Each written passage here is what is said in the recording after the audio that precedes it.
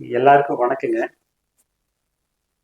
என்னுடைய நண்பர் ஒருத்தர் ஒரு ஜாதகத்தை அனுப்பியிருக்காரு. இந்த ஜாதகம் ஒரு ஆணோட ஜாதகம். இவருக்கு இப்போ ஒரு 38 வயசு அநேகமா நடந்துகிட்டு இருக்கும். இவருக்கு திருமணம் இன்னும் ஆகல. இவருக்கு திருமணம் ஆகுமா ஆகாதா அப்படின்னு அவரு என்ன கேட்குறாரு. சிஆர்பி மெத்தேட்ல ஒருத்தருக்கு திருமணம் ஆகுமா ஆகாதா அப்படிங்கிறத ஃபைனல் பண்றதுக்கு 10 ரூல் இருக்கு. என் நண்பர் என்ன பண்ணியிருக்காரு அப்படின்னா, அந்த 10 ரூலையும் எடுத்து இந்த ஆணோட ஜாதகத்தில் செக் பண்ணியிருக்காரு. செக் பண்ணி பார்த்துட்டு சிஆர்பி மெத்தேடில் இருக்கிற 9 விதிகள் இந்த ஜாதகருக்கு பொருந்தி வருது, இன்னும் ஒரு விதி பொருந்தி வரல, அதனால இவருக்கு திருமணம் நடக்கும் அப்படிங்கிறத உறுதியாக சொல்ல முடியுமா அப்படின்னு கேட்குறாரு. அப்போ ஒருத்தருக்கு திருமணம் நடக்குமா நடக்காது அப்படின்னா, இந்த 10 விதியும் அந்த ஜாதகத்தில் இருந்ததுன்னா நிச்சயமாக திருமணம் இல்லை. இதை பற்றி ஏற்கனவே 4 திருமணமாகாத முதலமைச்சர்கள் அப்படின்னு ஒரு வீடியோவில் சொல்லியிருக்கேன். அதுக்கப்புறம் இன்னொரு நண்பர் 7 திருமணமாகாத நண்பர்களுடைய ஜாதகத்தை அனுப்பி அவங்களுக்கு திருமணம் ஆகாததுக்கு என்ன காரணம் அப்படின்னு கேட்டிருந்தாரு. அந்த 7 நபர்களோட ஜாதகத்தையும் ஸ்டடி பண்ணி அதுக்கு ஒரு வீடியோ போட்டிருக்கேன். இருந்தாலும் இப்போ என்னோட நண்பர் இந்த ஜாதகத்தை அனுப்பி கேட்டிருக்கிறதுனால இந்த ஜாதகருக்கு திருமண யோகம் இருக்கா இல்லையா அப்படிங்கிறத சிஆர்பி மெத்தடில் பார்ப்போம். இப்போ சிஆர்பி மெத்தட் அப்படின்னா கிரக தொடர்புகளை அடிப்படையாக கொண்டு புதுசாக நான் டெவலப் பண்ணியிருக்கேன். சித்தர்கள் சொன்ன முறையில் கிரகங்கள் தொடர்பை ஏற்படுத்திக்குது. அதோட மட்டும் இல்லாமல் மேலும் சில முறைகளில் கிரகங்கள் தொடர்பை ஏற்படுத்திக்குதுன்னு சொல்லிட்டு ஒரு எலாபரேட்டான டீப் ஆஸ்ட்ராலஜிக்கல் ரிசர்ச் பண்ணும்போது எனக்கு கிடைச்ச விஷயங்களை தான் நியூ மெத்தடை டெவலப் பண்ணியிருக்கேன். அதை பற்றி ஆல்ரெடி நான் எழுதியிருக்கிற புத்தகத்துலேயும் சொல்லியிருக்கேன், இதுக்கு முன்னாடி இருக்கிற வீடியோலையும் சொல்லியிருக்கேன். இருந்தாலும் ஒரு நிமிஷம் இந்த சிஆர்பி மெத்தடை பற்றி சுருக்கமாக சொல்லிட்டு இந்த ஜாதகத்தை அனலைஸ் பண்ணலாம். வதம் நட்சத்திரத்தில் உள்ள கிரகங்கள் தொடர்பு பெறும். வதம் நட்சத்திரம் அப்படின்னா ஒரு கிரகம் அமர்ந்த நட்சத்திரத்தில் இருந்து 7வது நட்சத்திரத்தில் ஒரு கிரகம் இருந்தால் இந்த 2 கிரகங்களும் தொடர்பு பெறும். அடுத்தது ஒரு கிரகம் அமர்ந்த நட்சத்திரத்தில் இருந்து 22வது நட்சத்திரத்தில் ஒரு கிரகம் இருந்தால் இந்த 2 கிரகம் தொடர்பு பெறும். இந்த 22வது நட்சத்திரத்திற்கு வைநாசி நட்சத்திரம்னு பேர். அதுபோல வேதை நட்சத்திரத்தில் அமர்ந்த கிரகங்கள் தொடர்பு பெறும். உதாரணத்துக்கு பரணியில ஒரு கிரகமும் அனுஷத்துல ஒரு கிரகமும் இருந்துச்சுன்னா அந்த 2 கிரகங்களும் தொடர்பு பெறும். இது போல திரிகோண நட்சத்திரத்தில் அமர்ந்துள்ள கிரகங்கள் தொடர்பு பெறும். திரிகோண நட்சத்திரம் அப்படின்னா கார்த்திகை, உத்திரம், உத்திராடம் அப்படிங்கிற சூரியனோட நட்சத்திரத்தை எடுத்துக்குவோம். அந்த 3 நட்சத்திரத்தில் இருக்கிற கிரகங்கள் தொடர்பு பெறும். அந்த 3 நட்சத்திரத்தில் இருக்கிற கிரகங்களை ஒரு இடத்துல இருந்து இன்னொரு இடத்துக்கு நம்ம டிரான்ஸ்ஃபர் பண்ணி பார்க்கலாம். இதை பற்றி எலாபரேட்டாக ஒரு 45 மினிட்ஸ் பக்கம் ஓடுற அளவுக்கு ஒரு வீடியோ எடுத்து சிஆர்பி மெத்தட் அப்படின்னா என்னன்னு எனது பொம்பியம்மன் ஆஸ்ட்ராலஜிக்கல் ரிசர்ச் சென்டர் அந்த சேனலில் பப்ளிஷ் பண்ணியிருக்கேன். அதை பார்த்தீங்கன்னா இதை பற்றி எலாபரேட்டாக உங்களுக்கு புரியும். இப்போ இந்த ஜாதகத்தை நம்ம பார்க்கலாம். இப்போ இந்த சிஆர்பி மெத்தடில் திருமணம் இல்லாத ஜாதக அமைப்பு விதிகள் அப்படின்னு நான் டெவலப் பண்ண இந்த ரூல்ஸை முதல்ல நம்ம பார்ப்போம். ஒருத்தருக்கு திருமணம் நடக்குமா நடக்காதான்னு சொல்லி பார்க்கறதுக்கு இங்கே பாருங்க, 1 2 3 4 5 6 விதிகள் இருக்கு. இங்கே 6 விதிகள் அப்படின்னா 1வது விதி என்ன அப்படின்னா லக்னத்திற்கு செவ்வாய் சனி தொடர்பு. லக்னத்திற்கு செவ்வாய் சனி தொடர்பு அப்படிங்கும்போது இந்த செவ்வாய் சனி அந்த வீட்டில் இருக்கணுங்கிற அவசியம் இல்லை, வீட்டை பார்க்கணுங்கிற அவசியம் இல்லை, வீட்டு அதிபதியோட நட்சத்திரத்தில் அமரணுங்கிற அவசியம் இல்லை. சிஆர்பி மெத்தடில் நான் சொல்லியிருக்கிற மாதிரி வதம் நட்சத்திரத்தில் அமர்ந்திருக்கலாம், வைநாசி நட்சத்திரத்தில் கிரகங்கள் அமர்ந்து தொடர்பை கொடுக்கலாம். அப்படி இந்த கால்குலேஷன் நம்ம எடுக்கணும். அதே மாதிரி 2க்கு செவ்வாய் சனி தொடர்பு, 2னா குடும்பஸ்தானம், குடும்பஸ்தானத்துக்கு செவ்வாய் சனி தொடர்பு வந்ததுன்னா 2வது ரூல் மேட்ச் ஆகுதுன்னு எடுத்துக்கணும். அடுத்தது 5க்கு செவ்வாய் சனி தொடர்பு, 5ஆம் இடத்திற்கு செவ்வாய் சனியினுடைய தொடர்பு. அடுத்தது 7க்கு செவ்வாய் சனி தொடர்பு. 7னா களத்திரஸ்தானம், உங்களுக்கு தெரியும், அல்லது கணவன் ஸ்தானம் அல்லது மனைவி ஸ்தானம், அதற்கு செவ்வாய் சனி தொடர்பு. இப்போ காமனாக பார்த்தீங்கன்னா 4 ரூல் மேஜராக வர்றது ஞாபகம் வச்சுக்கிறது கஷ்டம் நினைக்க வேண்டாம்.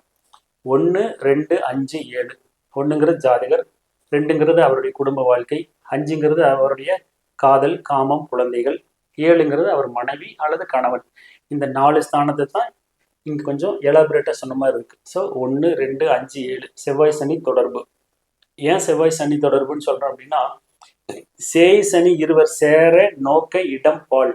செவ்வாய் சனி சேர்ந்து ஒரு இடத்துல இருந்தாலோ ஒரு இடத்த பார்த்தாலோ அந்த ஸ்தானம் கெட்டுவிடுங்கிறது ஜோதிடத்தினுடைய அடிப்படையான ஒரு பழமொழி. அப்போ அது போல இங்க அந்த பழமொழி தான் எடுத்து இப்ப நம்ம இந்த இந்த விதிகளாக உருவாக்கி இருக்கோம். அடுத்தது ராகுவிற்கு வதை அல்லது வைநாசிகம் அல்லது வேதை நட்சத்திரத்தில் ஏதேனும் ஒரு கிரகம் இருப்பது. உதாரணத்துக்கு ராகு எந்த நட்சத்திரத்தில் இருக்கோ அதிலிருந்து கிளாக் வைஸ்ல 7வது நட்சத்திரம் அல்லது ஆன்டி கிளாக் வைஸ்ல 7வது நட்சத்திரத்தில் ஏதாவது கிரகம் இருக்கும், அல்லது வேதை நட்சத்திரத்தில் கிரகம் இருக்கும். வேதை நட்சத்திரம் அப்படிங்கிறது ஆல்ரெடி அது ஒரு லிஸ்ட் இருக்கு, அது நம்ம தனியாக மனப்பாடம் பண்ணியிருக்கணும். லாஸ்ட் ரூல் புதன் குரு தொடர்பு. இந்த இந்த விதிகள் எல்லாம் எந்த ஜாதகத்தில் இருக்கோ அவருக்கு திருமணம் நிச்சயமாக நடைபெறாது. இந்த ஜாதகத்தை பொறுத்த வரைக்கும் எனது நண்பர் அனுப்பி வச்சுட்டு என்ன சொன்னாருன்னா, நீங்க சொல்லியிருக்கிற இந்த விதிகள்லாம் மேட்ச் ஆகுது, ஆனால்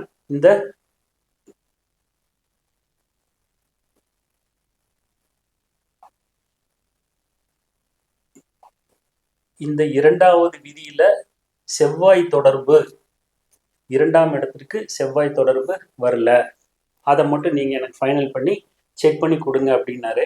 இப்போ அதற்காக நம்ம ஒரு வீடியோ போடுறதை விட இந்த ஜாதகத்துல இந்த எல்லா விதிகளும் எப்படி மேட்ச் ஆயிருக்கு அல்லது மேட்ச் ஆகல அப்படிங்கிறது நம்ம பார்க்கலாம்.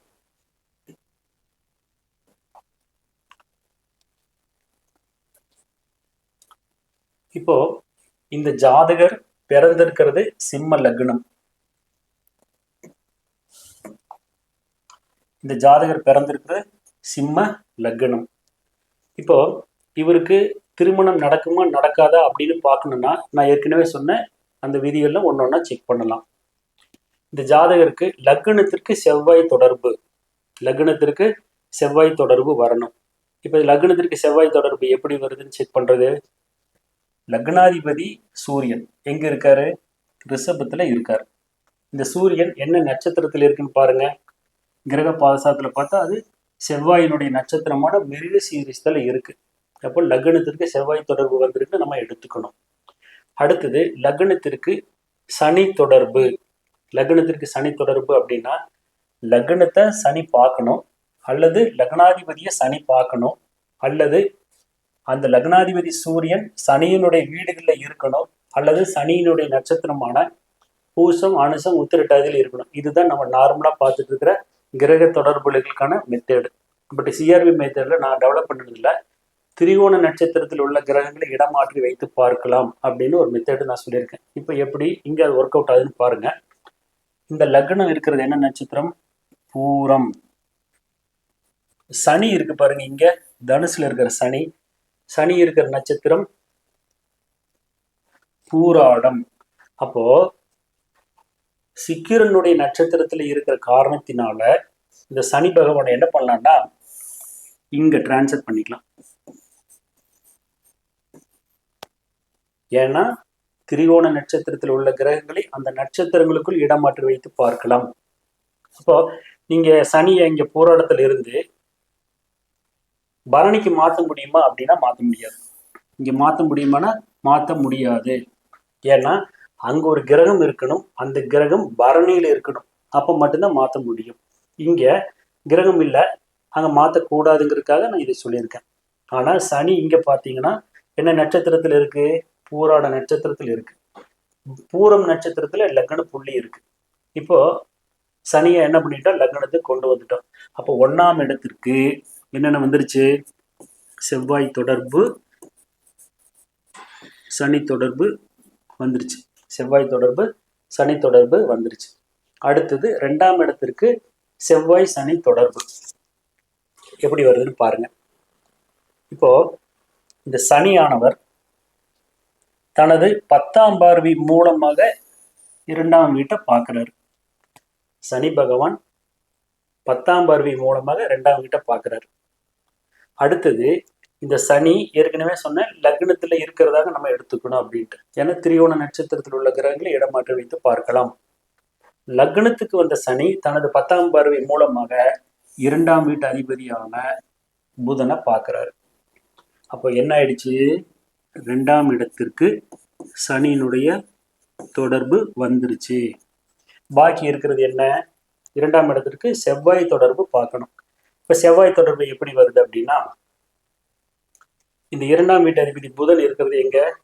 ரிஷபத்துல இருக்கு. புதன் இருக்கும் நட்சத்திரம் கார்த்திகை, சூரியனுடைய நட்சத்திரத்தில் இருக்கு. அப்ப 2ஆம் வீட்டு அதிபதியான இந்த புதனுக்கு செவ்வாயினுடைய தொடர்பு டைரக்டா வரல.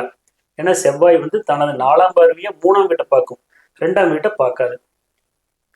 புதன் இருக்கிற நட்சத்திரமும் சூரியனுடைய நட்சத்திரம். அப்ப எப்படி செவ்வாயினுடைய தொடர்பு வருதுன்னு பாத்தீங்கன்னா, ஒரு நிமிஷம்.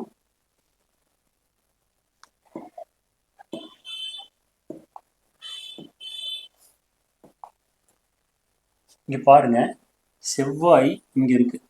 என்ன நட்சத்திரத்தில் இருக்குன்னு பாருங்க. புனர்வூசம் நட்சத்திரத்தில் இருக்கு. இங்க குரு இருக்கு. குரு என்ன நட்சத்திரத்தில் இருக்குன்னு பாருங்க. மிருகசீரிஷம் நட்சத்திரத்தில் இருக்கு. அதாவது செவ்வாய் குருவோட நட்சத்திரத்தில் இருக்கு. குரு செவ்வாயோட நட்சத்திரத்தில் இருக்கு. அப்ப நட்சத்திர பரிவர்த்தனைக்கு இங்க இடம் உள்ளது. அப்ப நம்ம என்ன பண்றோம்னா, இவர் இங்க இடம் வச்சு பார்க்கிறோம், இவரை இங்க வச்சு பார்க்கிறோம். அப்போ குரு பகவான் இங்க வந்துடுவார், செவ்வாய் எங்க வந்துடுவாரு? ரிஷபத்துக்கு வந்துடுவார். செவ்வாய் இங்க வந்தாச்சுன்னா ஆட்டோமேட்டிக்கா 2ஆம் வீட்டு அதிபதியான புதனுக்கு செவ்வாய் தொடர்பு வந்துருது. அது மட்டும் இல்ல, இன்னும் பாருங்க, இப்ப செவ்வாய் எங்க இருக்கு? குருவோட நட்சத்திரத்தில் இருக்கிறதாக பொருள். அதாவது செவ்வாய் மிருக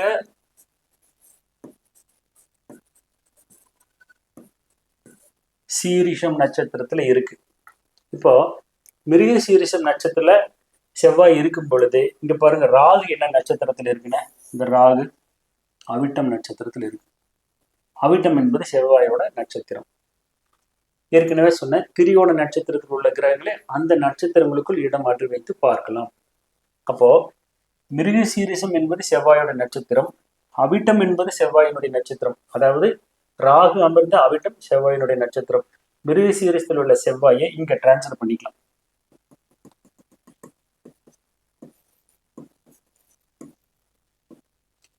அப்ப இங்கே வந்த செவ்வாய் தனது 8ஆம் பார்வை மூலமாக 2ஆம் வீட்டை பார்க்கும். ஏற்கனவே சனி என்ன ஆயிடுச்சு? 10ஆம் பார்வை மூலமாக இங்க பார்க்கிறாரு. 2ஆம் வீட்டுக்கு செவ்வாய் சனி தொடர்பு வந்தாச்சு. அப்போ 1ஆம் வீட்டுக்கும் 2ஆம் வீட்டுக்கும் செவ்வாய் சனி தொடர்பு வந்து விட்டது. அடுத்தது 5ஆம் வீட்டிற்கு இந்த செவ்வாய் சனி தொடர்பு வருதுன்னு பார்க்கணும். பாருங்க, லக்னத்திற்கு 5ஆம் இடமான தனுசுல தான் சனி இருக்கு, 5ஆம் வீட்டுல தான் சனி இருக்கு. அப்போ ஒரு ரூல் மேட்ச் ஆயிடுச்சு. அடுத்தது செவ்வாயினுடைய தொடர்பு வரணும். 5ஆம் இடத்திற்கு செவ்வாயின் தொடர்பு வரணும். ஆல்ரெடி செவ்வாய் இருக்கிற நட்சத்திரம் என்ன? புனர்வூசம், குருவோட நட்சத்திரத்தில் தான் இருக்கு. அப்போ 5ஆம் இடத்திற்கு செவ்வாயினுடைய தொடர்பும் சனியினுடைய தொடர்பும் வந்திருக்கு. அடுத்த ரூல் என்ன அப்படின்னா, 7ஆம் வீட்டிற்கு செவ்வாய் சனியின் தொடர்பு எப்படி வருதுன்னு பாருங்க. 12ஆம் வீட்டில் இருக்கிற செவ்வாய் தனது 8ஆம் பார்வை மூலமாக இந்த லக்னத்திற்கு 7ஆம் வீட்டை பார்க்குது. அப்போ லக்னத்தின் 7ஆம் வீட்டுக்கு செவ்வாய் தொடர்பு வந்திருக்கு. இந்த 7ஆம் வீடு கும்பம், இதன் அதிபதி யாரு? சனி. அப்போ ஆல்ரெடி அதனுடைய தொடர்பு வந்ததாக பொருள். 12ஆம் இடத்துல இருக்கிற செவ்வாய் 7ஆம் வீட்டை பார்க்குது. அந்த 7ஆம் இடம் சனியினுடையது. அதனால இந்த 7ஆம் வீட்டுக்கு செவ்வாய் மற்றும் சனி தொடர்பு ஏற்பட்டு விட்டது. அடுத்தது என்ன ரூல் இருக்கு? ராகுவிற்கு வதை, வைநாசிகம், வேதை நட்சத்திரத்தில் கிரகம் இருப்பது. இங்க பாருங்க, ராகு நின்ற நட்சத்திரத்தின் 7ஆவது நட்சத்திரம், இந்த ராகு நின்ற இடத்திற்கு 7ஆவது நட்சத்திரம்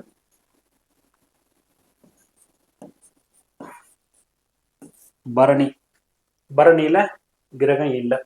அடுத்தது 22வது நட்சத்திரம்.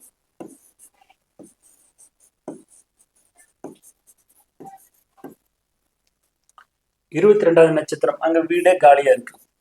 அப்போ 7வது நட்சத்திரத்துல கிரகம் இல்லை, 22வது நட்சத்திரத்துல கிரகம் இல்லை. அதாவது வதம் வைநாசி நட்சத்திரத்துல கிரகம் இல்லை. வேதி நட்சத்திரத்துல கிரகம் இருக்கான்னு பார்க்கணும். அவிட்டம் நட்சத்திரத்தின் ராகு அமர்ந்த அவிட்டம் நட்சத்திரத்தில் வேதை நட்சத்திரம் என்னென்ன அப்படின்னா மிருகசீரிசம், சித்திரை, அவிட்டம்.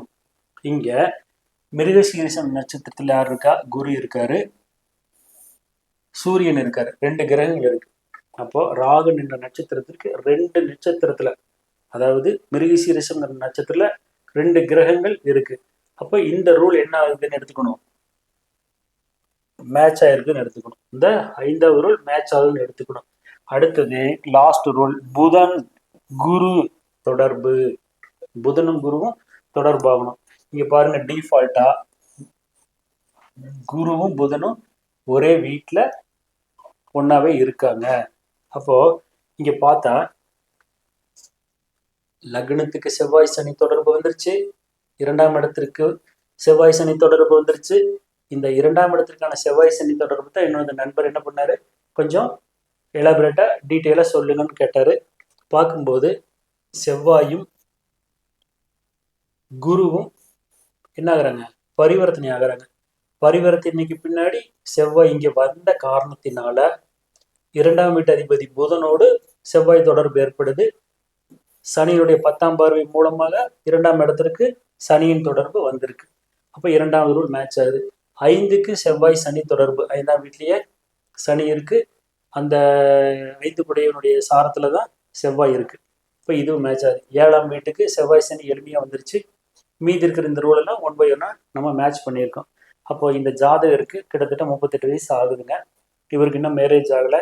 இவருக்கு ஏதாவது மேரேஜ் ஆகுவதற்கு வாய்ப்பு இருக்கா அப்படின்னு பார்க்கும்போது இங்கே சிஆர்பி மெத்தேட்ல இருக்கிற எல்லா விதிகளும் பொருந்தி வந்த காரணத்தினால இவருக்கு திருமணம் என்பது வாய்ப்பில்லை அப்படிங்கிறத சொல்ல முடியும். இப்போ இந்த மாதிரி திருமணம் இல்லை அப்படிங்கிறதுக்காக நம்ம ஒரு ஜோதிடராக இருக்கும் பொழுது ஏதாவது ஒரு சொல்யூஷன் சொல்லலாம் அப்படின்னா, இந்த மாதிரி ஜாதகர் லிவிங் டுகெதர் அல்லது திருமணத்தின் போது மாங்கல்யம் கட்டுறதுக்கு பதிலாக மாலையை மாற்றி அந்த திருமணத்தை முடிச்சுக்கிட்டு அதன் பிறகு அந்த மேரேஜ் என்ன பண்ணிக்கலாம், ரெஜிஸ்டர் பண்ணிக்கலாம். இது ஒன்று தான் இந்த திருமணம் இல்லாத ஜாதகர்களுக்கு என்னுடைய தனிப்பட்ட கருத்தாக ஒரு ஒரு பாசிபிளான ஒரு பாசிட்டிவான ஒரு சஜஷனாக நம்ம இதை சொல்ல முடியும் அப்படிங்கிறத சொல்லி இந்த பதிவை நிறைவு செய்கிறேன். திருச்சிற்றம்பலம்.